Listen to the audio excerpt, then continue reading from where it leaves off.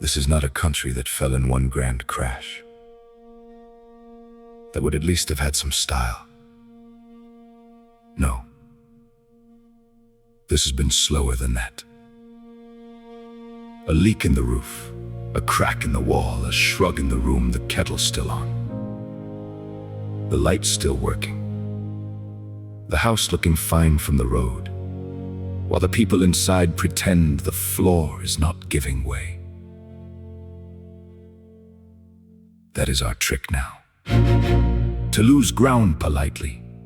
Not with war drums, with working groups, with statements, with expert faces saying nothing at length. We have become world-class at calling a problem complex, when what we really mean is, we have not got the bottle to deal with it. And the deeper point is this: the danger is not just what comes in from outside. The danger is what gives way inside. A country does not vanish because strangers arrive. It vanishes when its own people stop saying what it is, what it stands for, what it will defend, and where exactly the line bloody well is. Because a nation is not just a patch of land with Wi-Fi and tax bans. It is habit, memory, law, manners, the old rules that let millions of strangers stand side by side without tearing the place to bits. It is the shared understanding that freedom is precious, order is not oppression, and home is not a dirty word.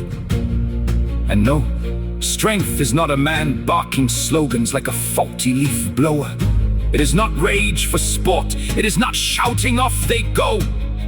With all the wisdom of a pub carpet, real strength is quieter than that. It knows the difference between a border and a breakdown, between compassion and foolishness, between being decent and being taken for a mug. This place was never held together by race alone. That is lazy thinking, cheap thinking. No.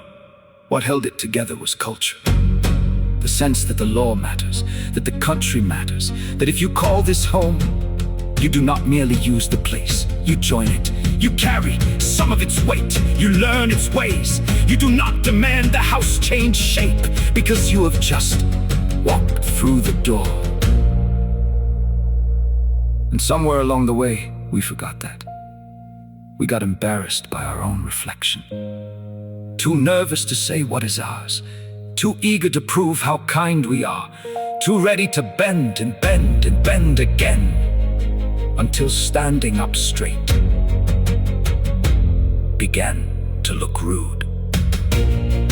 But saying enough is not hatred, it is adulthood. It is saying laws must mean something, borders must mean something, citizenship must mean something. A country cannot be a waiting room where nobody is in charge and everyone is told to clap while the ceiling comes down. I am not asking for cruelty. Cruelty is easy. Any idiot can sneer. I am asking for backbone, for standards, for the old English habit of meaning what you say and saying it plain. No jazz hands, no froth, no moral acrobatics. Just the steady voice that says, this is our home, and we are going to keep it one. Because under the drizzle, under the apologies, under the paperwork and polished nonsense, the old spirit is still there. In the shopkeeper, in the copper, in the teacher, in the bloke muttering at the news. Because he knows, deep down, that madness does not become wisdom just because a committee signed it off. And when this country remembers itself, it will not need to roar. It will do something far more English than that. It will clear its throat, look the chaos in the eye, and say, very simply, now then, that will do.